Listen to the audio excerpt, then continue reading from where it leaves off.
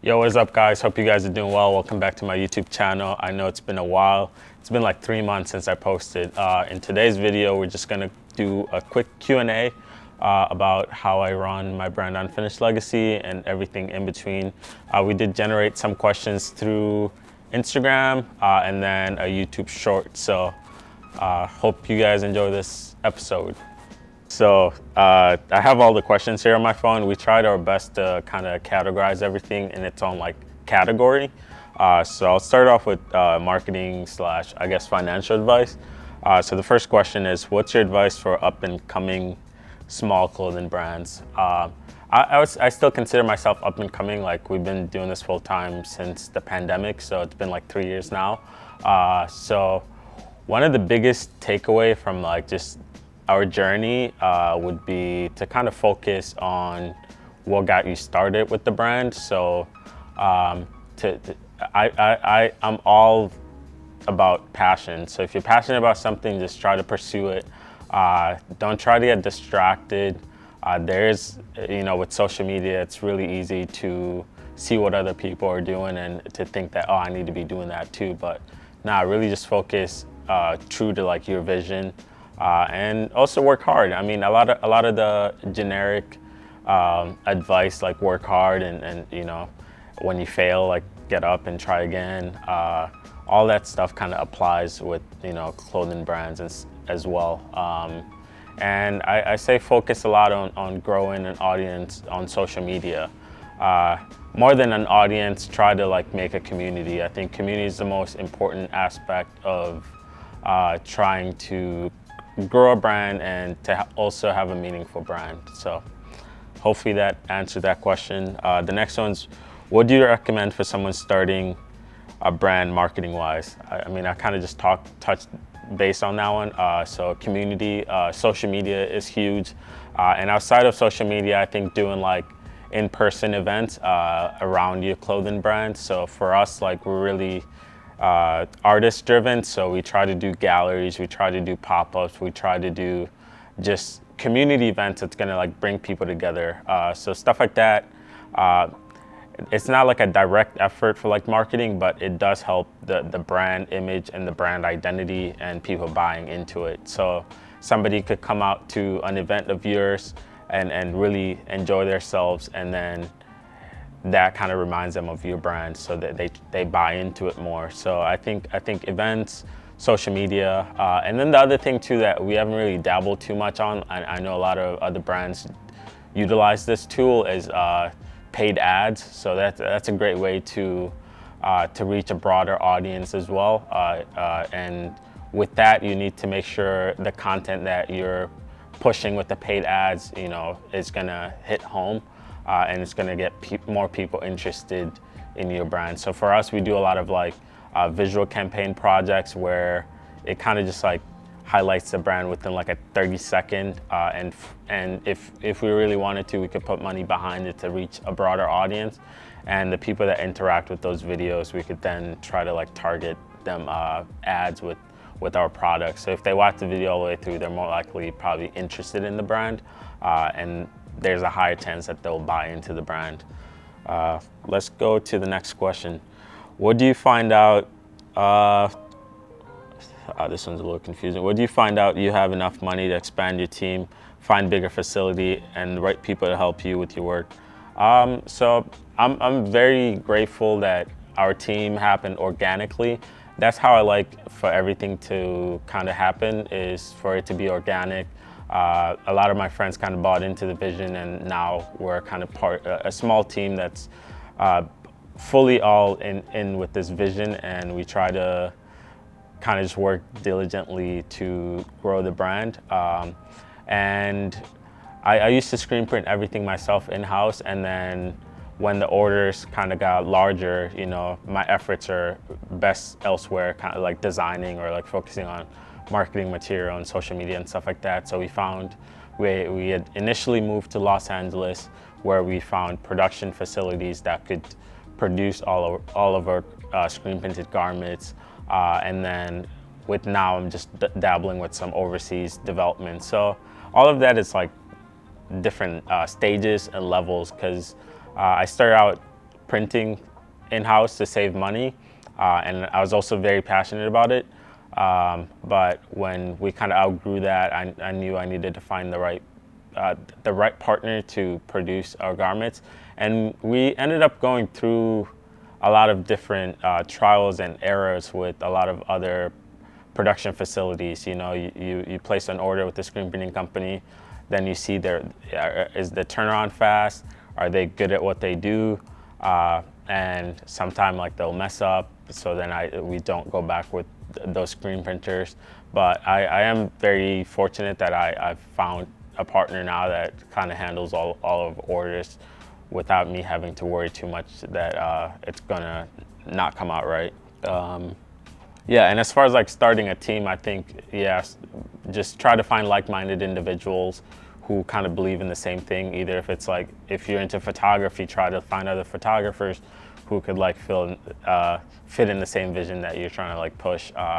And for me, Milwaukee is a very small city, so it was very easy to find the right people who were about this lifestyle, which is, you know, creating all this time, from like photography to design to just everything that comes with the brand.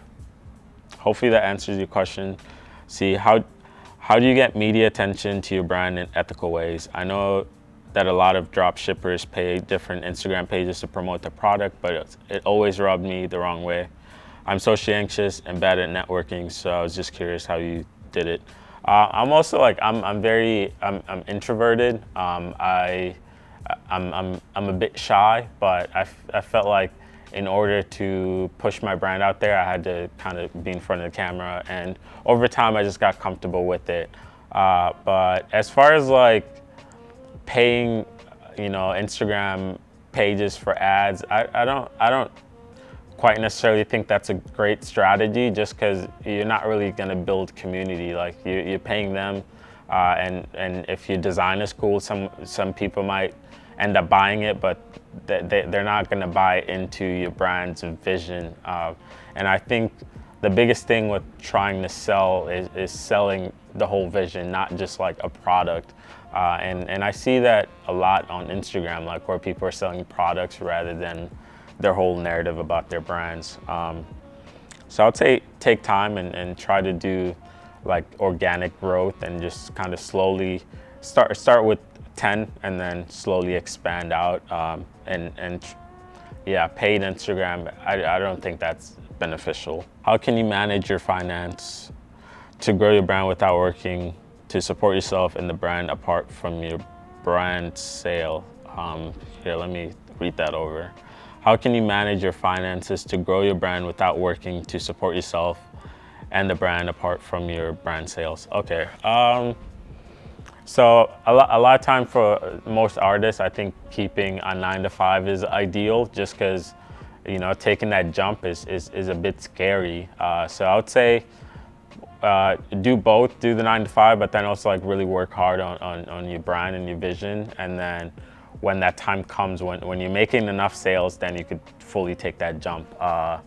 But I wouldn't frown upon any creative who are also doing a 9-to-5 while pursuing their passions, because a lot of time that's like the most realistic you know, way of doing it. And then also allow yourself time to like time to just like slowly grow. Like before the pandemics, I was, you know, working at a video agency, and that's how I supported myself, and any extra money that I had, I would put back into the brand. So yeah, I would say just kind of balance the job and also like investing into your passion. Next question. I'm almost 25 years old and want to start my own clothing brand for a while now. I just feel so damn behind because I don't have enough yet to start my brand, nor do I even know where to start. What is your advice? I think research. There's a lot of YouTube videos out there to learn from. I think nowadays there's really no excuse to not like pursue any ideas that you have, because with the internet, you have access to everything. So I would say take advantage of that and try to do as many research as possible into how you could get started and how the next steps you could take from there. How to build hype on a drop. I think with building hype around the drop is just allowing yourself enough time, generating a lot of content, using social media to your advantage, sharing a lot of content through social media to kind of help amplify some hype for a specific drop. That's something that we're still constantly like working on. I think giving yourself about a month to promote your product is ideal. It's enough time to where you can put the products in people's faces, and when it releases, it's not a surprise for individuals. So I want to be you when I grow up. That's not really a question, it's more of a statement. But I appreciate it. It's crazy. I mean, I think based on like what you see on social media, sometimes like social media plays a false narrative just because everybody kind of shows all their highlights. I try to keep the balance between like showing my highlights and down moments when we're going through it, but I think, yeah, try not to glorify what you see on social media, because a lot of the goods also come with a lot of bads. There's definitely been times where I've been really stressed out or like depressed from just trying to figure this whole thing out. Yeah, how do you get the first 100 customers? I would narrow that down to getting the first 10, and the first 10 could start with friends, family, but I really advice I would give like my younger self is to not sell to friends and family, just because they're not gonna be the ones like buying your stuff long term. You wanna go outside of that, because then you could grow. Your friends and family, like, it's very limited amount of people, and if you market to outside of your friends and family, then you're able to like really expand to the whole world essentially. This next segment is about screen printing, I think specifically. The first question is, how do you cure your shirts? Right now I just use a flash dryer, and then I have this little conveyor belt little buddy that we use to dry our shirts. But I know with the production facility that prints our shirts in LA, they have a way larger conveyor belt, and I think there's a lot of different ways you could cure a shirt, but the past couple of years I've just used the flash dryer. All right, next question: are you the only one who prints a shirt? Do you have a team that helps you?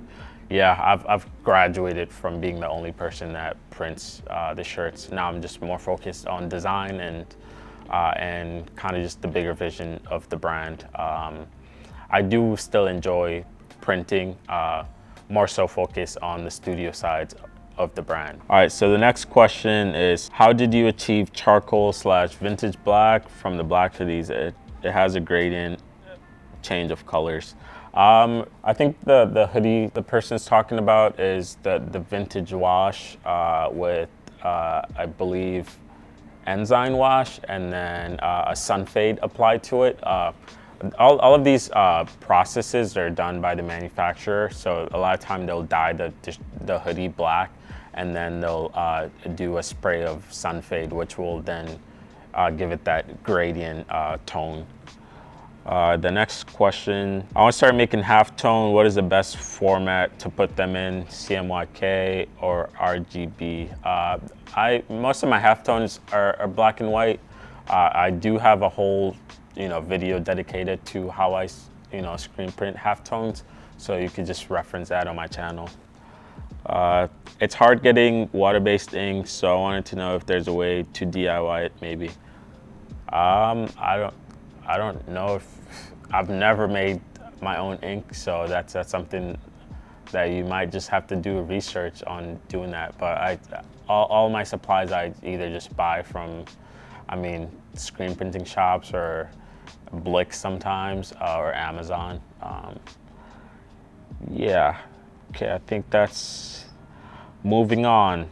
These are categorized under the personal advice. The first question is, what's the most challenging part of being an entrepreneur, and how do you deal with it? The most challenging thing about being an entrepreneur is just kind of not knowing. I feel like I didn't expect to be where I'm at right now, so a lot of everything that I'm experiencing is new to me. So there's a lot of like learning and and just not knowing and asking for help and stuff like that. I feel like those things are very new to me. And then also, like, I guess the balance too between work life and then also patience too is another. I know we're a very small brand, and we have a lot of way to go, and a lot of times, you know, it does get hard to kind of like envision that you might need to be in this game for like 10 plus years to start seeing some fruits of your labor. So I think that's some of the difficult aspect of being an entrepreneur. How do you get out of a creative slump? I mean, for me personally, I just love watching movies. I think taking a break from like work and, you know, either diving into a book, watching a documentary, and then also, like, you know, I think never underestimate the ability to just like sit back and like reflect on your whole journey, because a lot of times like that will like give you inspiration. How do you delegate work in a way that you trust what is being done? I mean, that comes with having a good team where everybody kind of believes in that they play a bigger role in this whole, I guess, machine. And also, like, a lot of times, like when we delegate some of our production, like those are like, you know, we're paying for those services. So I do have a higher expectation when I'm paying, you know, a premium money for a certain service. So, but the trust part comes with time too. I'd like to touch bases on how you guys all came together creatively. I think it's dope that the whole team is on the same page. I kind of touched on this a little bit earlier, so I'm not gonna kind of backtrack. What did you take in college and how did you make the jump to consistent orders? I dropped out of college second semester, but, you know, looking back now, I feel like college is important if you're going for something specific. And also just kind of gaining those like basic skills. And a lot of times, most people that go to college, I think the most beneficial aspect is having a strong network, you know, because you're in this environment with a lot of other like-minded people, and you could either, you know, your business partners could come from that, or like your closest friends could come from that. But how did you jump to consistent orders? I think social media had a big play on this. TikTok initially, but now it's primarily Instagram. What was your main inspo for creating a clothing brand?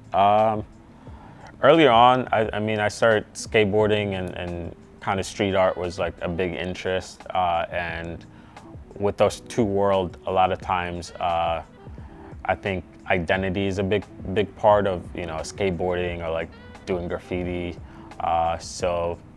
And clothing is like the easiest way to like form an identity for yourself. So when I learned how to screen print, I was just like, oh, this makes sense. Like, I want to print my own shirts and stuff like that. So that was like the general interest of starting a brand. What was the turning point for your brand? How did you gain traction to your brand when you first started? The turning point during the pandemics, a lot of people spent most of their times on TikTok. So I started making content on TikTok. And that's when I first saw the first initial orders. And, you know, it was crazy to see like 10 orders coming in like within an hour. Like that was, you know, and that to me was like the turning point for the brand. It made me realize that I just needed to focus more on the brand and making more content. But now, like Instagram, TikTok's, it's dying, you know, and it's really hard to get that initial traction from there. So I would say lean into other platforms like Instagram. I know Threads just came up. That's something you could lean more into as well to get those initial sales.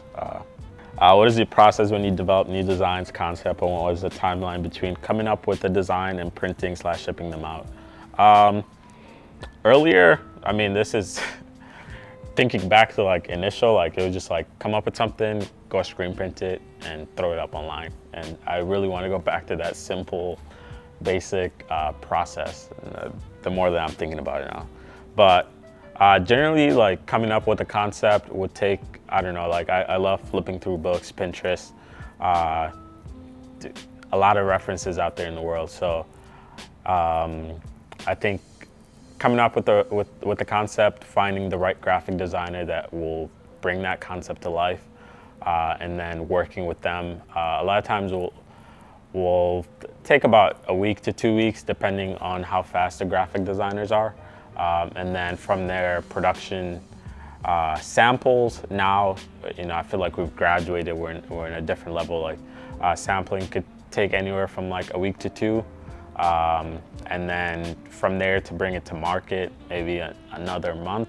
I feel like as we graduate from where we started from like DIY to now like trying to operate as a well-established business, everything got pushed back. I look back to our collaboration with like the Milwaukee Bucks or something like that. That whole process could take up to a year from like ideation to bring the product to market. So yeah, I guess the more established you are, the more things just take more time, because there's a lot of approval processes that need to happen. And you kind of have to like think about everything, not just design, printing it, and then bringing it to market, but like it's like design, concept, coming up with ideas, designing it, figuring out production, figuring out marketing plans, and all of this. So it just pushes everything back. Hopefully that answers that question. Next question: how do you stay motivated when you run into obstacle? The going gets rough, whether it's the brand or your personal. I think for me, I'm at a point where I have no choice. I can't fail at this, or else I have nothing else that I'm going to be doing. I think the fear of failing too. A lot of times people say like fail and learn from your mistakes and stuff, but I think there's this ego where the fear of failing is something that failing is not something that I want to go through, like especially with the brand. So I try to figure it out, and then also like responsibility. Like there's a lot of like things that I'm responsible for. So I try to make sure that I'm working and making sure that we're not, that we're progressing constantly. I'm interested in doing both YouTube and clothing, like yourself. How is it managing both? It's very difficult. That's why I haven't posted in like 3 months. Personal lives get in the way. Sometimes business gets in the way. Like YouTube for me is just like fun, and try to share a bit of my journey and a bit of my, I guess, understanding of this whole culture. But sometimes it's not really priority, because that's not what pays me. That's not what keeps the lights on and stuff like that. So it is hard. It is hard. You just kind of have to like work like twice as hard. Like running a brand already is difficult, and adding a YouTube channel on top of that is like you're like working nonstop basically. How do you deal with doubts and not quitting when running a clothing brand? Doubts. I don't really have much doubt now. I feel like over time, like you build that confidence, and I think that's one of the most important aspects of running a business or being an artist, is having that confidence. But there's times where the doubts creep in, but then you just kind of take some time, just reflect. Why did you start, and like what's your overall like goal with this thing? And that seems to like remove that doubt on the journey. What are some good computers programs to use when starting a brand? You literally just need 2, Photoshop, Illustrator, and then if you have a tablet, like I forgot the drawing app. What is it called? But if you have a tablet, there's a drawing app that you can use to to sketch up your designs and stuff like that. I can't think of it, but I'll leave it here. How do you balance life, work, and personal life? This is balance work life and personal life. This is something I've been thinking a lot about lately. I think my work is my life, and that's kind of what comes first, and then everything else second. I think this is my life's work. Like at the end of the day, like when I'm old and I want to be proud of what we've been able to build with Unfinished Legacy and other ventures that I'll be, I guess, taking parts in down the line. I think that's it. Is there any questions or something I should touch on?